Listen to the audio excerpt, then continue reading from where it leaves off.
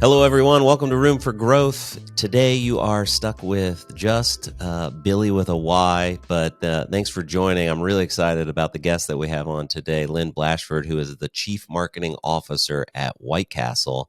And I live in Columbus, Ohio, and I feel like we take White Castle for granted because it's the home of the headquarters of White Castle, and there are generally a decent amount of White Castle locations located around us. But when I started to become more aware of their geographic outreach and locations, I learned that not every state has a White Castle. And it also turns out that people are nuts for White Castle. So I'm excited to ask Lynn some questions around how the heck they have built this cult brand over the past few years. And when I say past few years, it's one of the oldest chains in America, literally the first burger chain in America. And I think there's maybe some things we'll ask Lynn about it in terms of the history. It's pretty incredible. But it got me thinking what it takes to build a cult-like brand. And so many, that's almost become a buzzword that we say, and we aspire to do it. It's kind of like that go viral aspiration that was popular in marketing 10 years ago. And so many brands try to do this. When we ask our guest Billy's favorite question, the opportunity to kind of, what she says, talk positive trash, shout out to a brand that they love, often people point towards a cult-like brand. Nike has been, I think, the most common brand that we have had mentioned. And so there's certainly brands like Nike and Disney that have historically just been able to do this. I think a lot of people would forget White Castle, where they opened a location on the West Coast, and there were people camping for days to get into the White Castle. People have their Valentine's Day dinner at White Castle. They have officiated weddings at White Castle. And so really cool.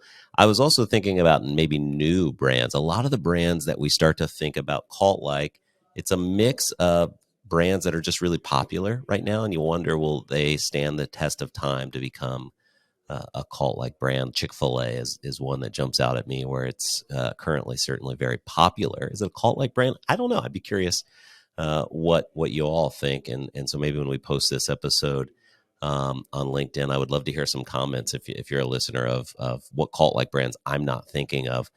Abby, our producer of the podcast, mentioned some new ones. Glossier, which I purchased some Glossier for my daughter for Christmas last year. So certainly that tells me it's cult-like. So in today's environment, is cult-like also equal trendy because of TikTok is something that I wonder. But to build a true cult-like brand that stands the test of time and generates just true brand love, where people are wearing the shirts, sleeping overnight to taste or test a new product or get their hands on a new product. To me, that starts to flirt with a cult-like brand experience. And April, one of our previous guests from CKE, had referenced a book, Cultish, that she was reading, and it gets into really this mindset. I've not had the chance to read that, but certainly something that I want to ask Lynn about. And then also Lynn and the White Castle team have gone on a journey over the past few years that I think so many in marketing, whether you're in QSR, retail,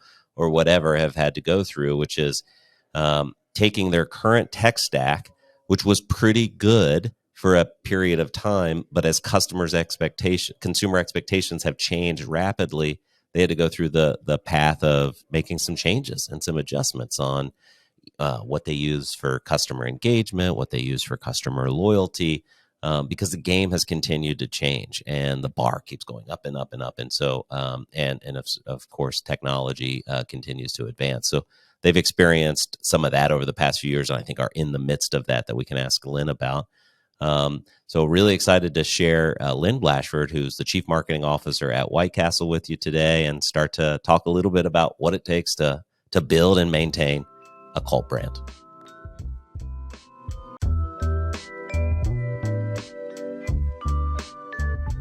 Okay, so today's guest is Lynn Blashford, who is the CMO of White Castle. For the few who didn't know, White Castle is a family-owned 100-year-old chain credited as being the first fast food chain in the country. They have 350 plus locations and are headquartered in Columbus, Ohio, where I'm at. Lynn is a talented marketer and a beloved leader at White Castle, and over the last 11 years, she has helped digitize the historic and infamous White Castle brand. Lynn, welcome to Room for Growth. Thanks for joining us. Hi, Billy. It's nice to see you. I've got to update you on some of those bios. White Castle is now 101 because we started in 1921, and we're the first fast food hamburger chain. First fast food hamburger. Yes. Do you have any idea what the first fast food chain was? Well, actually, A&W has been around a little longer as a root beer stand. So yeah, cool. Isn't it fun? I love fast food because it's like these things that it's something that we all experience, and we've almost everybody has grown up and has some special memory of going to somewhere, that location with their grandfather or whatever. So what a fun industry to work in. You've worked in the food space for a long time. I'm curious, how did you get started in this industry, and what made you stay? Oh my goodness. So yeah, we're talking over 30 years ago. I think some of what it was I actually started working in restaurants, in college.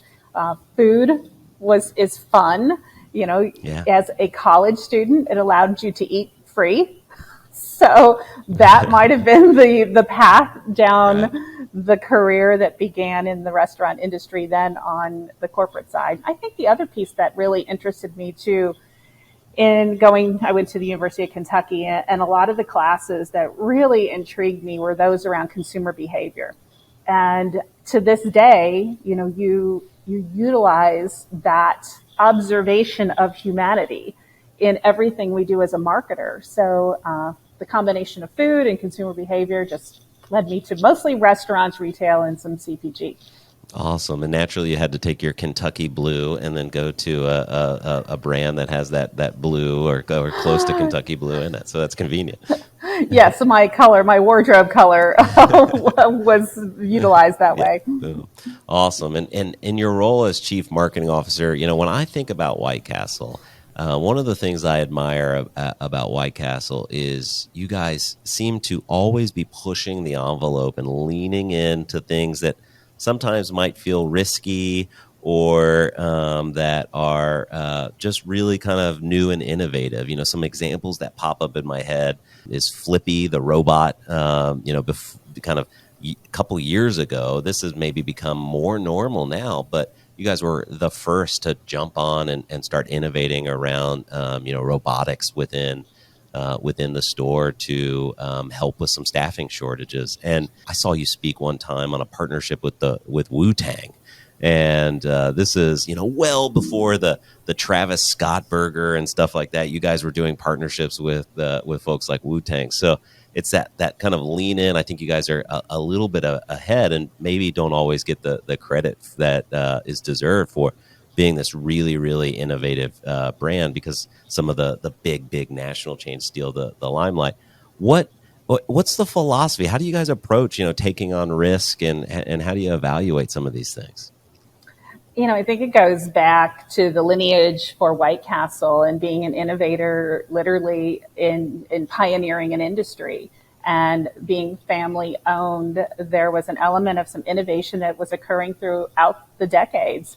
Moving 35 years ago, taking our product into grocery, was innovative when we went out to other manufacturers to say, can you do this and help us? We're seeing people come into our restaurants and pack up cases of Slider and taking them across country. We think it would be great to go to grocery so that people could buy Sliders from coast to coast. And they turned down Bill Ingram, who was our third president. And so we decided to do it ourselves, and we started manufacturing. We manufacture our own meat patties, our own buns. We make our own frozen food sliders, just like we cook them in the castle. They go into the freezer section. And I think that innovative spirit is carried through to Lisa Ingram, who's our current president and CEO and the great-granddaughter of the founder.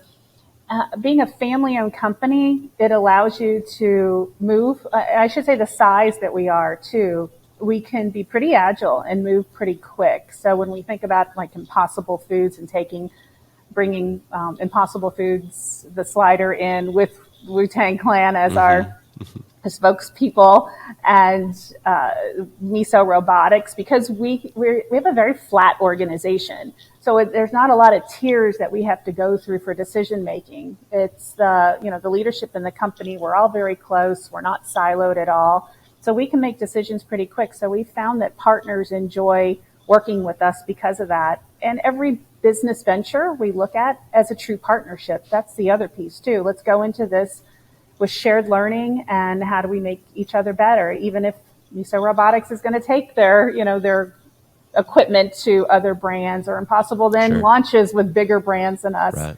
But we look for ways that being first can actually give you some edge, because then every time they talk about you in the press for using Impossible or Miso Robotics as an example, they'll go, they'll talk about us as being one of the first to partner with them. Yeah, that's amazing. A lot of lessons in there. And as I was talking in the intro, I take it for granted because I live within I could be within a 5-10 minutes of a White Castle at any time here in Ohio.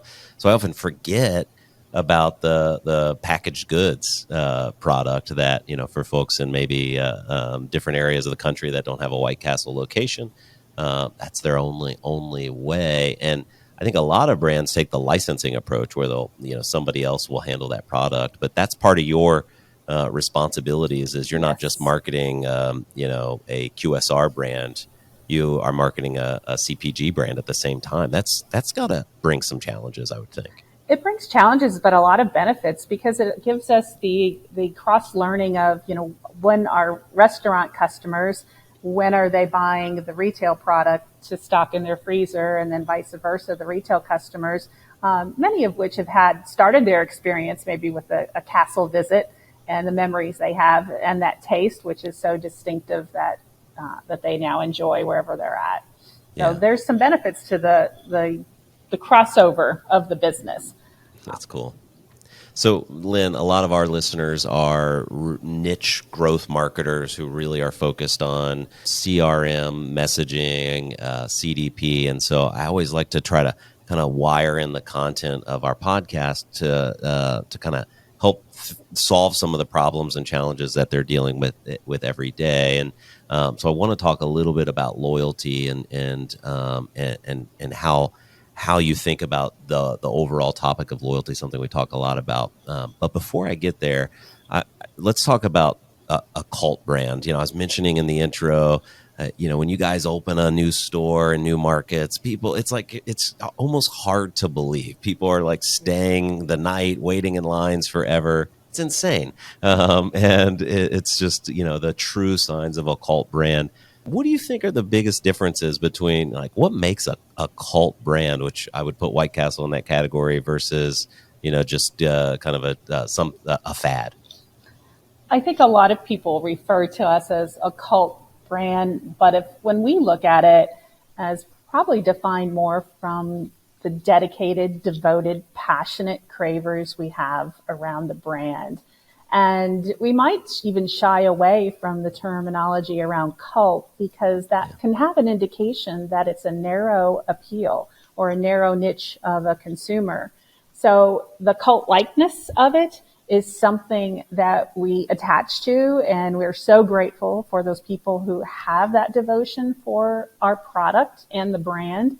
But at the same time, we want to make sure it's broad enough appealing that, we can have a good business model around the brand.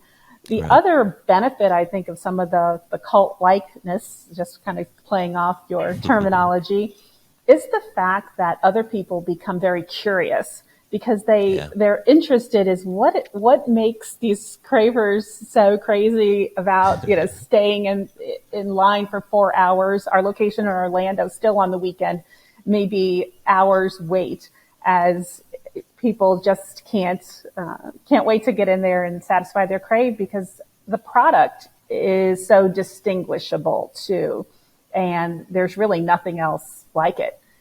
in the market. So I think we benefit from that, and we benefit from the generations who have passed down that love of the brand. Like you said, being 101 years around, they're from generation to generation, they share that passion within families and households. Yeah, that's awesome. I guess the word cult does have a little bit of a negative tone to it, and so just insanely loyal would be kind of the way that I think about it. And I know you think about loyalty programs all the time, and for your Cravers, you're always working on delivering a great loyalty program for them. Generally, at a high level, I think this is a big trend right now where I continue to read and hear, and we see things in the news about Dunkin' had a challenging loyalty launch, and so I think there's a lot of this going on in the marketing space right now. So generally, when somebody's getting started on building a loyalty program, are there some core elements that you think about that make up a good loyalty program? I think you have to start with what do your customers want? What are they looking for? What is this reciprocal relationship that's going to occur so that they understand there's some value return? I think at the core for us, it's really started with the strategy. What are the components that we want to be able to provide value to those who sign up for loyalty?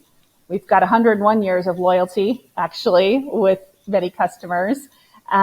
This was just taking it in some ways to a more digital, mobile experience.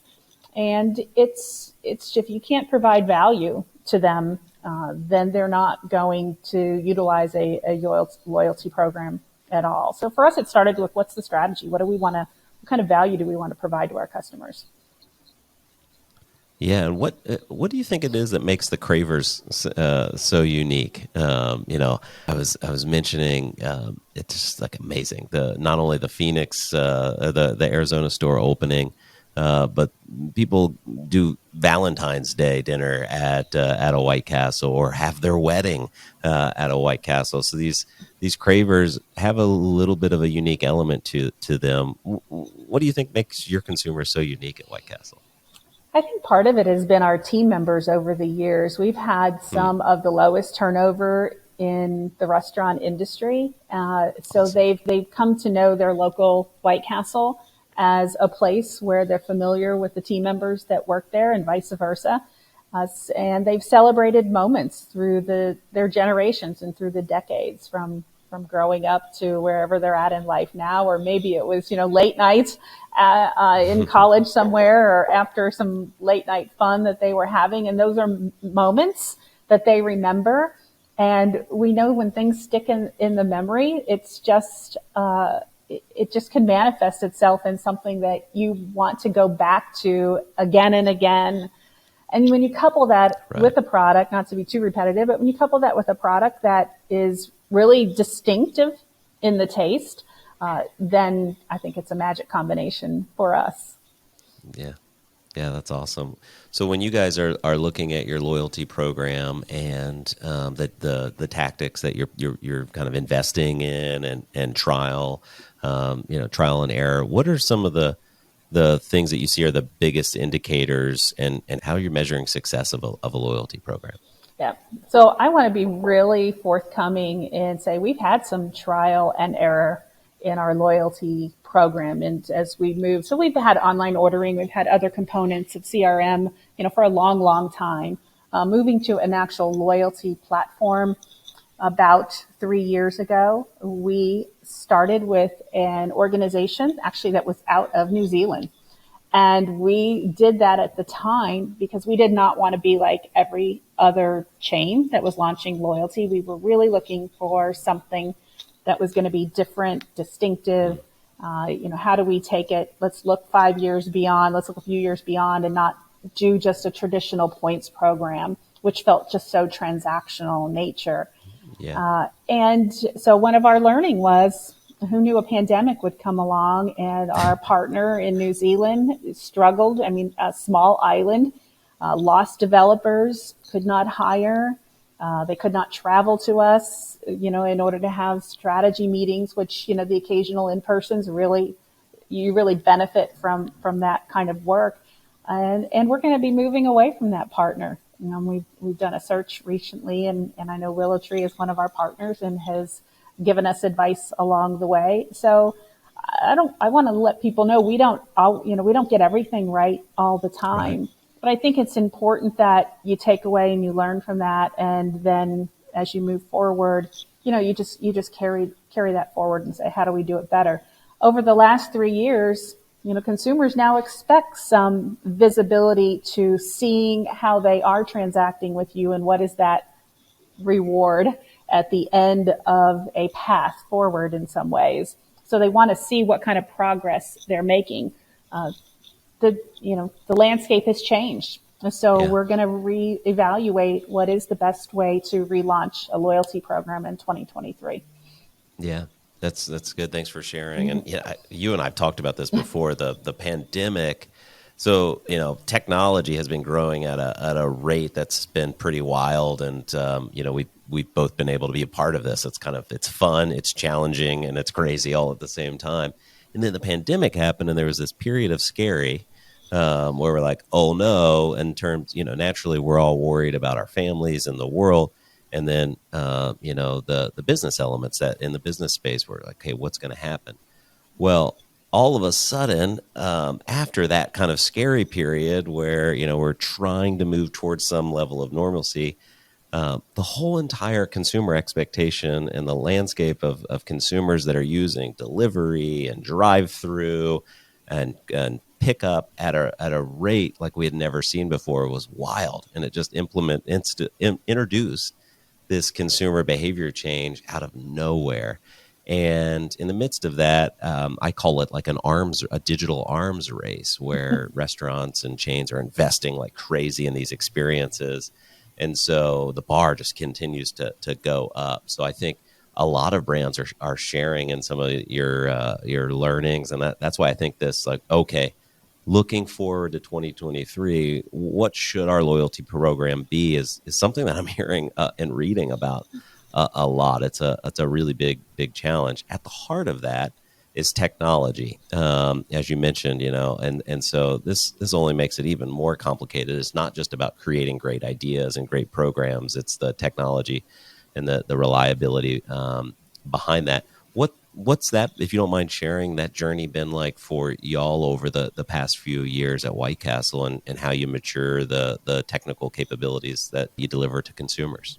Right. Where our loyalty program might have had some missteps, I feel like we really benefited from the fact that marketing, operations, our technology team here at White Castle all work so closely together that pre-pandemic, we've had online ordering for about 8 years. Right. We've had a mobile app for years. We were with every delivery partner pre-pandemic, so the infrastructure was set there so that when the consumer did start to turn to a more digital experience or drive-through only experience, we were able to keep our drive-throughs open. We were well ahead of the game. So I credit our teams here internally for knowing that this was a path that we were getting ready for the future. We had no idea it was going to accelerate to the amount of, business that it did, but we were ready. So that was a big win for us. As we look forward to 2023, I think some of it's going to be some around a relaunch or refresh of our loyalty program in a way of what we're going to offer.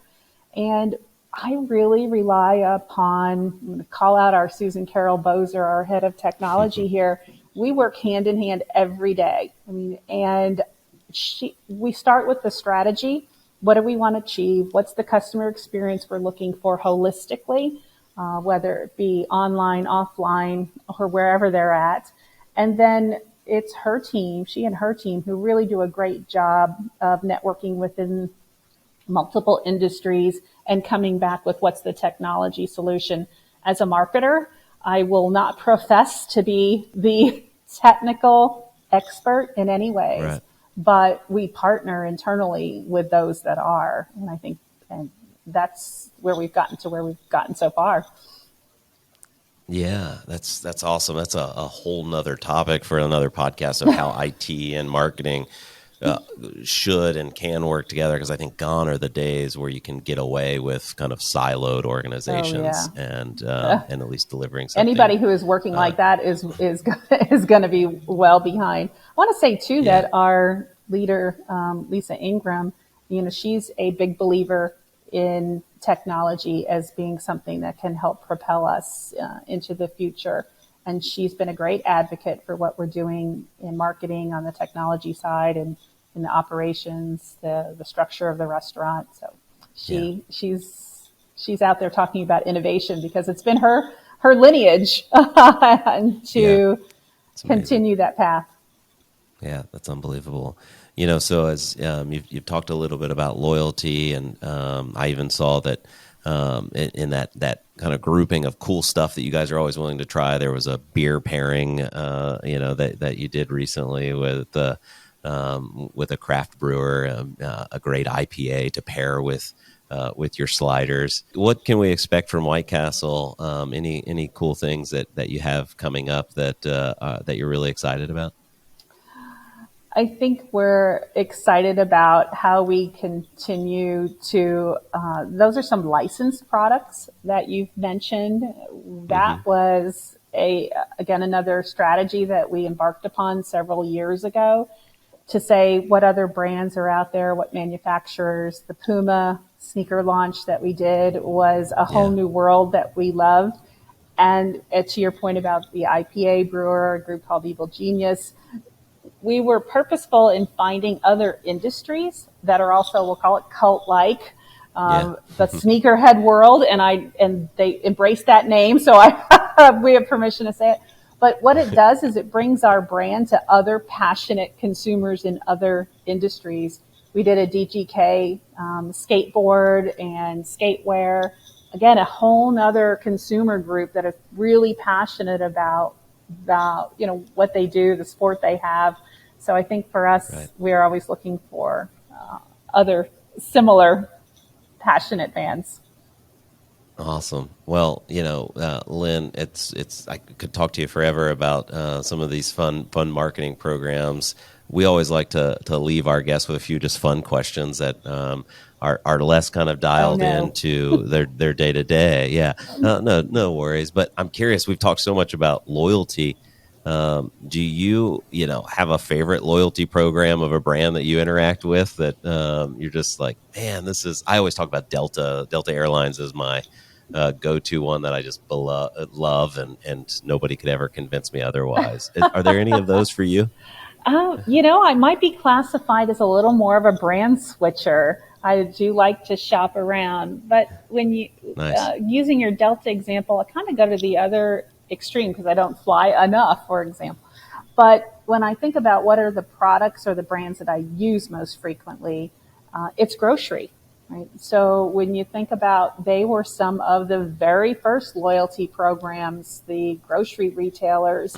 And that was something in my shopping cart weekly.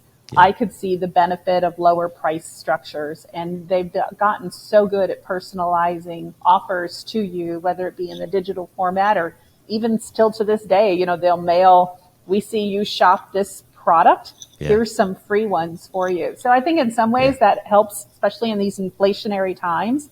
I think I'm going to rely on my grocery retailer loyalty programs. That's a great example, because I've read some stats that some of the leading grocery chains are seeing like 90% of purchases being loyalty users, which is unbelievable. And I think it's because they've done such a good job at creating a benefit to sign up. Like you almost have to be crazy if you're shopping at a certain chain to not sign up for their program. And then you mentioned it, personalization is a thing that we're talking a lot about. And that's like much more than hi Lynn, that's no longer going to cut it. They need to know if you're gluten free, if you have certain brand preferences, and that's the new stage of customer expectations, and that requires a lot of investments on really great technical platforms in order to deliver that level of personalization. So love that. what's the best or potentially worst? You've worked with some great leaders, but your best or potentially worst career advice that you've received that you often think about and hold on to? Some of the best advice that I've received was to listen first. I think I've used that in my career. Early on, you probably want to sort of make a name for yourself and really talk up and how can I impress my boss young in my career. And I had a boss at one time that said, stop and listen more and hold, your thoughts until you've really formulated them. And then when you speak, I feel like it's the old H&R Block. People will listen. So I've carried that through because not only to your team members, your department, it's really about the customer. So it's that listening first from the customer perspective, the consumer, that I've just carried through in some ways. And it's curating all that information together that you get, whether it's listening to your data team, listening to the customer service group. And I think as marketers, we have to curate that and filter it in a way that helps us with our strategy and where we're going. Yeah, that's awesome. I'm always wired to move quickly, and so I have to remind that myself sometimes of okay, let's pause and process this information before, because I always just want to oh, that's a really good nugget. Let's go. I'm with you. And you have to stop yourself sometimes. Great reminder. And then Billy, my co-host Billy is not joining us today, but she always has this question that we laugh about. She calls it, we like to invite our guests to talk positive trash about a brand they love. So somebody that's doing something really interesting in marketing, who do you love and why?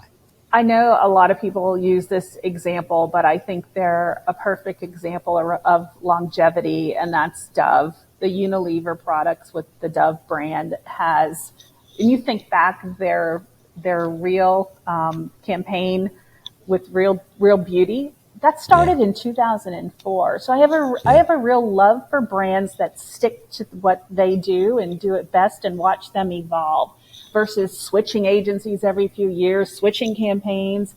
I guess I'm just a kind of a stickler for, I like seeing people do things good and sticking with that. If that's if that's your lane, and that's what you do well, that's okay. And I know as marketers, we're always looking for the next big thing or how to change around.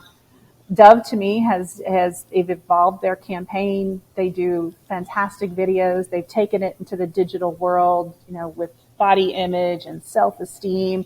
They've gone in. I love the video that they did, I think just a year and a half ago. It was a reverse selfie because young women put so many filters and change, what they do when they're taking their selfies, and they reversed it back, started with this beautiful image and reversed it back to the real person. Yeah. And I think they've done a way to connect with women of all ages, and they've expanded their product lines. I'd say that's the other piece too, right? It's not just about what you do. They're smart about their merchandising. They're smart about their media. They bring it all together in a real holistic kinds of campaigns, and ones that have resonated with, I think, a lot of women and men. Yeah.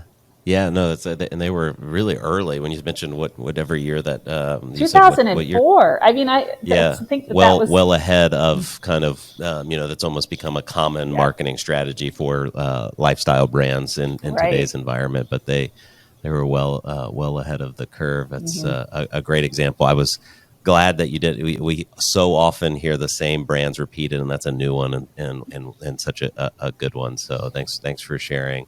Well, Lynn, for our listeners, if you've not had a slider, go to the White Castle website and find your local White Castle to pick up a Crave Case and experience a slider, even if it's on your bucket list or not. It is time. Or the freezer aisle. Or the freezer aisle if you're not close to a restaurant. Yeah, so if you're in California, I think is a state with currently that's the best option for them. So head to the freezer aisle. I told you I always forget because it's just so easy for me to go get a Crave Case. But we really appreciate your time, and we look forward to watching what's to come with the great White Castle brand. And thanks for sharing some insights with us today. Thank you, Billy. It's great talking to you. Awesome. Thank you, Lynn.